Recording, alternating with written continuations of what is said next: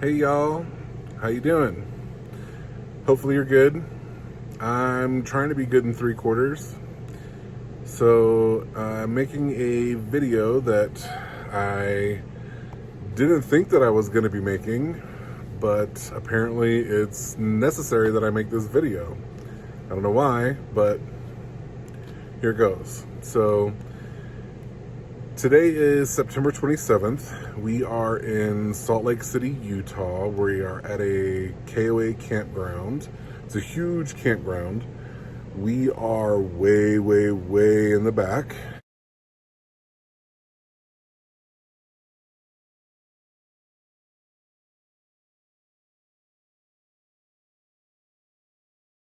And it's a nice place. Has a pool and a jacuzzi and a dog park, and they have fire pits that are lit up every night, and there's a actual dog walk along the Jordan River. So I mean, the sights are nice, all the grass is green, and the sights are level. It's beautiful.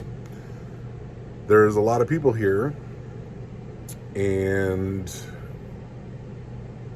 not unlike any of the other campgrounds that we've been in, there's been lots of people. So we are traveling with our bikes, and occasionally we'll take them off and take a little stroll or whatnot. So we have them always on the bike rack that's on the back of the car, and they are locked up. I have a huge, like 12-foot cable, huge thick cable that I run through the frames and the tires and attach it to down through the tow hitch on the back of the car, and then secure the cable with a padlock. Well, padlocks, I guess, apparently aren't the best anti-theft solution. So last night, the 26th, we got home about 9 o'clock or so, and took the dogs out for a potty break, and came back inside and watched TV until we went to bed, probably around midnight, 1 o'clock, and got up late.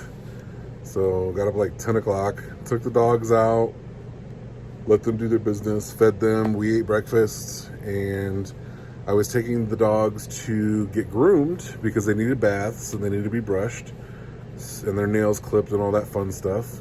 So I left out of the motorhome this morning at about 11:45, and I went, put the dogs in the car, got myself in the car, got my directions all pulled up for GPS, plugged in, ready to go. So I put the car in reverse, and I look at the reverse camera, and that's strange. I can see a whole lot through the reverse camera. Normally you can't see anything because there's two bikes back there. There was only one bike. I didn't see my bike.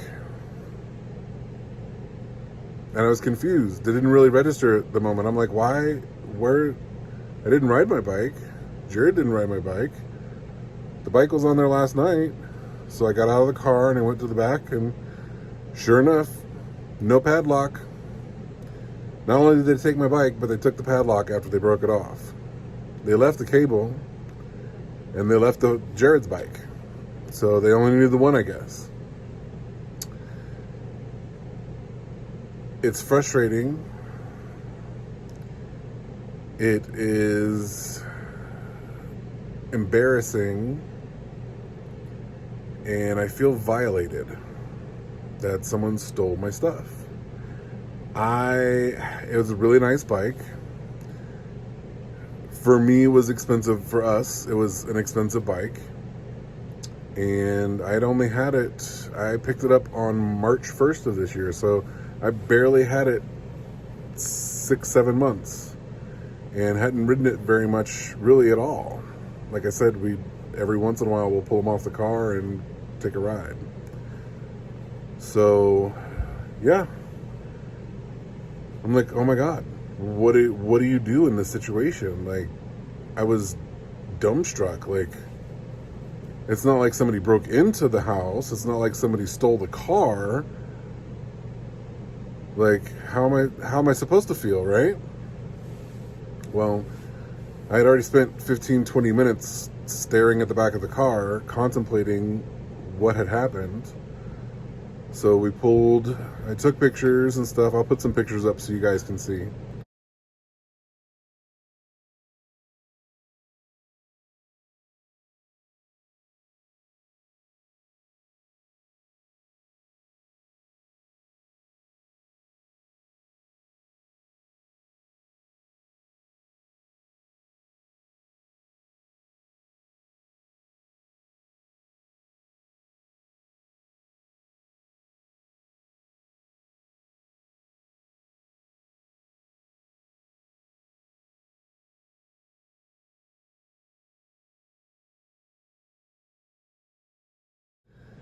I took those pictures. We pulled Jared's bike off and put it inside the motorhome. And I continued to take the dogs to get them groomed. And I don't know who it was. I don't know who to think that it was. We are way in the back of this campground. We're in space 724. And that's 7 rows back, 24th in the row.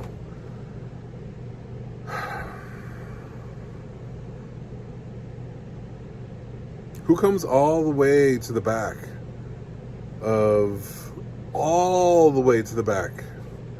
to steal a bike?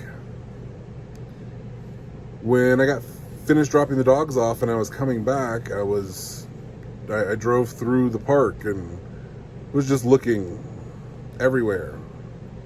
There's bikes all over the place. Bikes not locked up all over the place. There was a pair of 2 electric bikes that are like $4,000-$5,000 a piece, not locked, not chained, nothing. Just sitting there at a trailer or a fifth wheel. There's no truck at the fifth wheel, so it looks like nobody's there. Why did they take my bike? Doesn't make any sense. I was at the groomer and they asked how my day was, and I kind of snapped back with pretty shitty. Somebody stole my bike, and I just figured it out right on my way here. She says, well, there's a large transient community that lives in Salt Lake City. There's a park back here behind us a couple blocks, and a lot of them ride bikes. Maybe you can ride by there and see if your bike's back there. Who knows? Was it somebody that was staying in the park and they were coming back and maybe they were leaving today and decided, oh, look, I want that bike. And they stole it and then left today. Who knows? It's angering. Makes you mad. Like, that's my stuff. Like, who are you to take my stuff? It's not okay.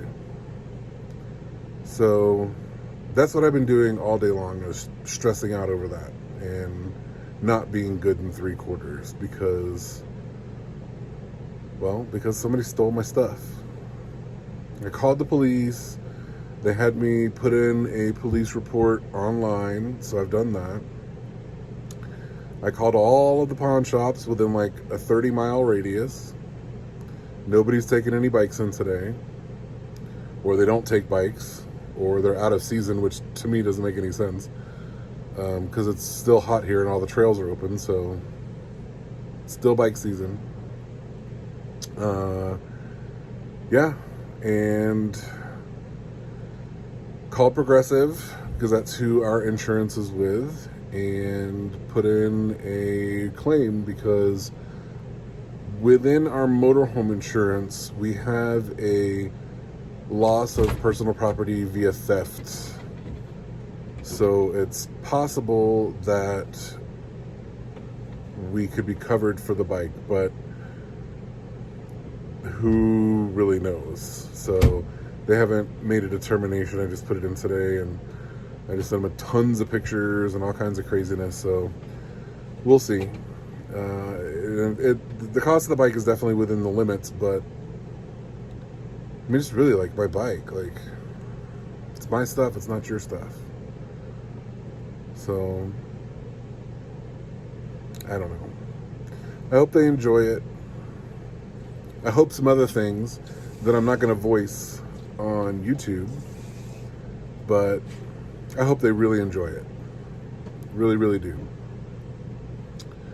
I hope they overly enjoy it. So, there's that. My suggestion to anyone watching that is traveling with bikes or other things that are going to be kept outside, make sure you properly lock them up. Don't just use a padlock and a cable. Seconds it takes. I've been researching like different locks and chains and ways to lock the bikes up and whatnot. I don't even know if I'm going to buy another bike. I don't want to buy another bike because it's just going to get stolen again, right? So that's where I'm at. Again, not good in 3/4 today. So it's been a stressful day for me. And I know it's only a bike. And it'll be figured out. And it's an experience. And I know better. So, yeah.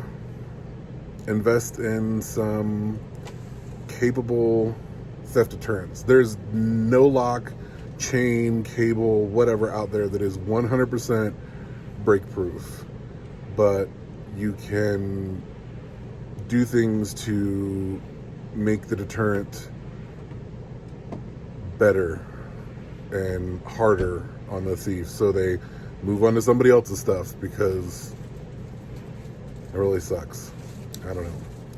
So I wanted to just get on here and do something really quick and just have a little conversation with you guys and let you know that the lifestyle that we're living right now, full-time RVing, isn't all shits and giggles and rainbows and unicorns and cupcakes and candy bars. It can be stressful, and you can be a victim, just like you can in any other part of your life. So I guess that's what the good in 3/4 motto is about. It's not how you react, it's how you respond and handle the situation. So love you guys. Don't forget to like, comment, and subscribe. Hit that little bell notification icon, so maybe I'll do a follow-up video with what happens with the insurance. And I highly doubt that the police are ever going to find my bike. I'm sure they've got more pressing matters to deal with than that. So anyways, love you guys. Have a good day, good night, good weekend, good weekday.